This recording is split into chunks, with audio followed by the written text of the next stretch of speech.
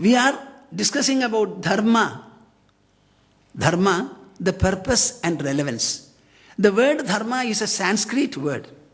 We should understand that it is a Sanskrit word. And it is derived from there. Maybe we are using it in Hindi and so many other languages. Where from has this word come? So the word Dharma indicates etymologically something. So there is a conceptual dimension or a conceptual worth of the word. There is also Dharma in application or in perseverance or pursuit form. So one is we have to understand the word and thereafter also understand how does it apply itself in our actual life. So the functional aspect as also the meaning, the etymological aspect, the conceptual aspect, both are there. So initially, Dharma is a concept. What does it mean in our actual life? What are the limbs or constituents of Dharma when we think about it? We have heard about it. Now I have to pursue it, persevere after it. What are the limbs or the constituents? Does it mean that by the pursuit of Dharma, we will have some benefit or positive gain? On the other hand, if we deny to pursue Dharma, will there be a disadvantage, and is it something serious and colossal? When we pursue Dharma, what is the very concept? What is that foundation? How do you understand it and relate it properly? And is there any progress in the dharmic pursuit and fulfillment? These are some of the points that you should always think about. Here is the celebrated statement, Dharana dharma ityahuhu dharmo dharayati prajaha. The beautiful definition. Dharanad dharma ityahuhu dharmo dharayati prajaha. The word dharma is so derived from dhr, to sustain, to sustain. Very recently I have started hearing about a sustainable civilization, a sustainable scientific progress. I don't think we are living upon the earth in a manner in which the earth's solidarity will be sustained. We have caused so much of global warming. This is going to destroy the very life upon the earth, make it impossible for us. I was told that by the end of this century, there will be an increase in global warming by 2.8 degrees Celsius. It should be within 1 degree.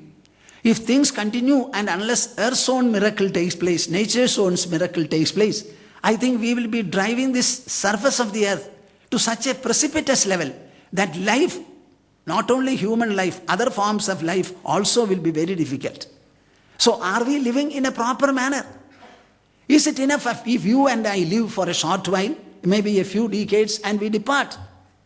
This earth has been hosting a number of denizens, not merely human beings, a number of other creatures. All the life forms should continue to be beautiful, healthy and vigorous here. We should not do anything which is harmful to any creature whatsoever. Everything has got a right to live as much as you have. We cannot deplete the resources of the earth and give a depleted earth to the successors. We must be able to bequeath, if at all, a healthier and a more health-promoting earth. These are some of the important points that we have to look after. It is in this context that our Shastras say, Dharanad dharma ityahuhu. The word dharma becomes meaningful because it has got the power and the potential to sustain human life in any given situation. After all, we are all individuals. As an individual, we are a puny creature upon the surface of the earth. And the human society itself is very huge. Our own country has nearly 2 crores, billion, 120 crores of people we have. And an individual as we are, what can we do after all? So you will find in the family, in the society, in your professional friend, even in your own biological friend, there will be a number of confrontations, conflicts, so many different types of vicissitudes, trials, tribulations, contradictions. Many things may be there. We must be able to sustain our life. At no point of time you should say, I am tired, I cannot bear, I cannot assimilate what has come. Why is it that God has chosen me to punish so much? All these questions should not come. Unweariedly you must be able to live your life lovingly, joyously, beautifully, harmoniously, contentedly. We must be able to live. Is it possible? If you ask, yes, provided you pursue Dharma and you are anchored in Dharma, you will allow Dharma to protect you and preserve you. It is certainly possible. There is no doubt about it. Dharanad, Dharma ityahuhu, Dharmo dharayati prajaha. It is not that one individual is protected and preserved by Dharma. All the people are equally preserved. Prajaha means the entire humanity. Dharanat dharma ityahuhu dharmo dharayati prajaha. This is the original Indian, Oriental, our own definition of Dharma. Am I clear? Now, what is that power? Is it something external or is it something internal? Where is its locus? Is it in the body? Is it in the mind? Is it in the intelligence? Is it in the ego or somewhere else? We have to understand. So, Dharma, conceptually it is this, and functionally it is what? I would like to tell you, two justices are seated on my sides. See, in 1996, Supreme Court 1765, in a case A.S. Narayana versus Andhra Pradesh, has said this much about Dharma. I would like you to know it. Dharma is that which upholds, nourishes or supports the stability of the society, maintains the social order and secures the general well-being and progress of mankind. The word mankind is not liked by the people because there is a dominance of man there. So humanity, let us say. Dharma is that which upholds, nourishes or supports the stability of the society, maintains the social order and secures the general well-being and progress of humanity. I must congratulate the entire judiciary for having pronounced these words and definitions. I am very happy. I am very much afflicted when I hear that Dharma is a religious concept. Not at all. The so-called Hindu way of life is not religious at all. It is based upon completely one's own personality. It is based upon the senses on the one hand.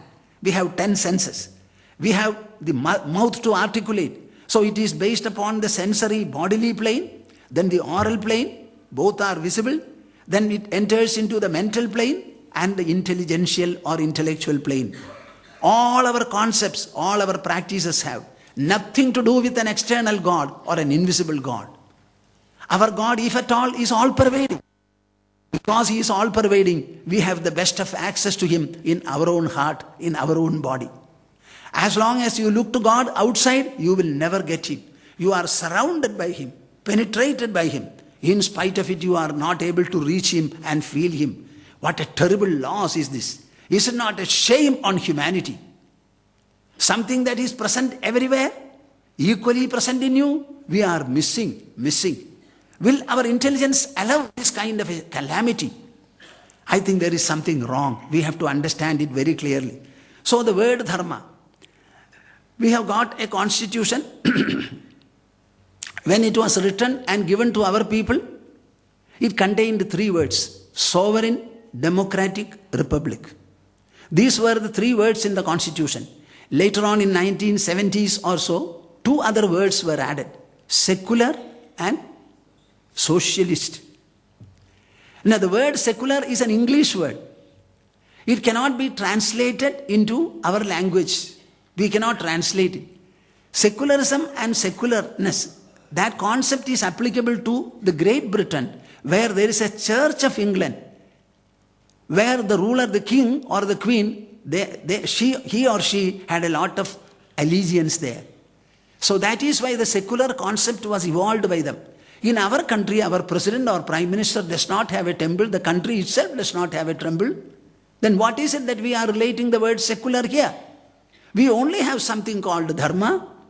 Dharma embodies a number of principles, a number of values, a number of standards, a number of disciplines, all meant to regulate, reform, refine and sublimate the human personality and all its actions and interactions in the world. They initially start with the senses. We have 5 knowledge senses and 5 action senses. So they start with the senses. And instantly they include the mouth, that is our speech, our articulation, the way in which we see, the way in which we hear, the way in which we smell, etc. Everywhere. Similarly, our hands, movement, walking, all those. Any activity in the bodily level with bodily parts, with all the 10 sensory organs, it begins there, and very soon it engulfs or includes the mouth, both the visible parts are over, then it enters into the mind, and then it also embodies the intelligence. At the final level, it also sublimates our ego. And what is the purpose of Dharma? Initially to regulate and reform. Secondarily to refine. Thirdly to sublimate. And ultimately to enlighten, elevate, expand, and have the crowning fulfillment of human life. This is the purpose of Dharma. And every application you will find is on our own individual body personality. Our body personality is biological. When you go inside, you will find it's psycho-intellectual. They are not physical or material counterparts. The purpose of Dharma is only that. Why this Dharma came to be thought of? If you ask me, I have this to answer. There are a number of creatures in this world. We are also a creature. They also have senses. They live on the same surface of the earth. Whatever we see with our eyes, they are also capable of seeing. You walk with a dog. Does the dog see differently from you? Yes or no? Huh? The dog is also able to see in the manner you are able to see. There are some animals which cannot see during the day, but they see during the night. But the objects are seen alike. There is no difference at all. So in the sensory perception, there is no difference. Some of the animals and birds have more powerful sensory organs than we have. So we have no superiority there. They also produce some kind of sounds expressing some emotions, but it stops there. So the difference or distinction in the human being is very, very clear. What is that? In the power of thinking, in the power of understanding, and the power of expression or articulation. We can share what we have with the others. We have formed a number of words. Open any dictionary, you will find thousands and thousands of words. All of them are not God-made, but man-made. Every word denotes an idea which is evolving in the mind intelligence level. Ideas are formed in the brain. They are conveyed through the vocal system. The process by which this is conveyed to the vocal system and the vocal system expresses it, it is unknown to me. I am speaking to you, but I don't know how I speak to you. Where are the ideas formed? Doctors may say it is in the brain, but I don't know. How they are transmitted to the vocal system, I don't know. But we certainly have the power of thinking, the power of speech. These are what distinguish us. With the power of thinking and with the power of speech, we cannot afford to live like animals. We have to live with a superiority, with a dignity, with an elevation, with a status that deserves, that justifies our humanhood. So here is a celebrated verse. When two or more individuals begin to live and act together, instantly ethics becomes compulsory there. Am I right or no? Huh? When two people or more begin to live and move and act together, instantly ethics regulation becomes a necessity. It is not an option, it is a compulsion. So our people started thinking, Ahara nidra bhaya maithunani samani chaitani nranam pashunam jnanam naranam adhigo vishesho dharmo naranam adhigo vishesho dharmena hina pashubhis samana. This is where they began to think about dharma. Ahara, nidra, bhaya and maithuna. Ahara means food, nidra means sleep, bhaya means fear, maithuna means conjugal dealings. These are common to samani chaitani nranam pashunam. For human beings as well as the rest of the beings, this is very, very common. So there is no difference. Then where is the difference? Dharmo naranam adhigo vishesho. There is something called dharma, the power of sustenance. We have to think about, how am I to live as an individual, as a family, as a section of the society, as a nation, as a global community. How am I to live? My life is not meant for eating and sleeping. We should not live to eat. We should eat to live. That is a very clear distinction we must have. We have to sustain our life. So let us have food. But what kind of a food? food that is nourishing to the body, but only up to that level. Beyond that, don't extend it. Eat in such a manner that you will remain healthy. There are diabetic people who will say, when sweet is offered, I am diabetic, still I will take medicine and have. See, we must have some kind of a regulation for everything. Nature wants it. Dharmo naranam adhiko vishesho dharmena hina pashubhis samana. When your life is bereft of dharma, then you descend to the level of animals. This is from where they thought. If you ask me, our ancient primordial Vedic dharmic thoughts, they emerged from the Gangetic plain where people started living. The first place where people started living in this country, that was the Gangetic plain, because they required water. And Ganga provided perennial water, and the water is good also. They needed it for drinking, domestic purposes. They needed it for agriculture, bathing, etc. And there was enough water. And the ancient thoughts on Dharma, Vedic civilization, it started right from then.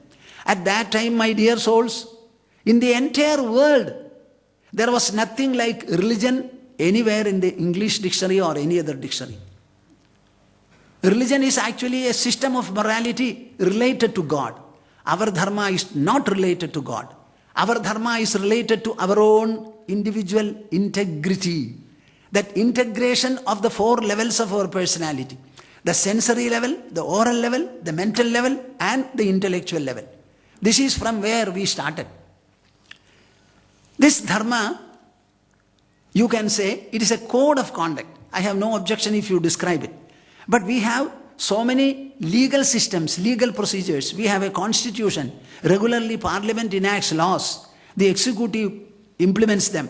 And the judiciary sits in judgment over the propriety or otherwise of whatever they do. So are there not laws?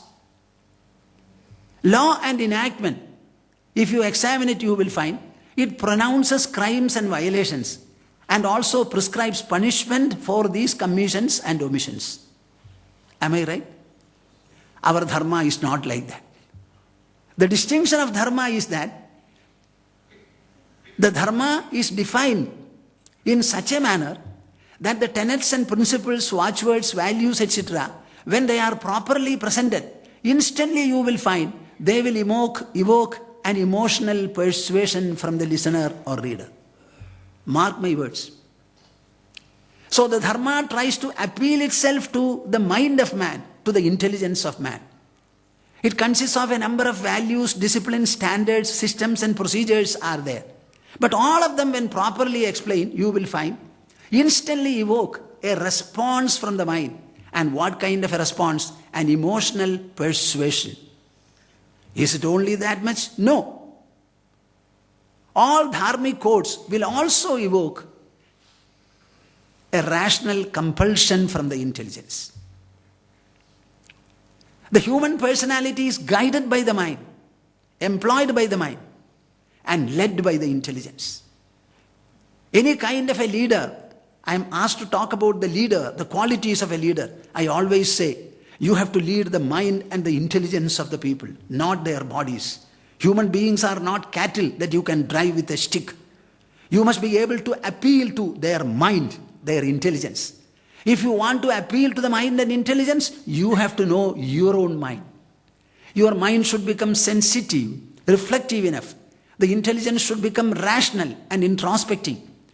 Any question like a mustard, any question like a mountain, the intelligence must be able to go into it and arrive at what is right, what is good, what is proper, what is improper, etc. So we have to be very, very careful. So in the case of Dharma, what is the distinction? While legal enactments are only involved in punishing people for the crimes or the violations they commit, Dharma tries to persuade them, inspire them, persuade them, inspire them inwardly, and thereby try to prevent violations.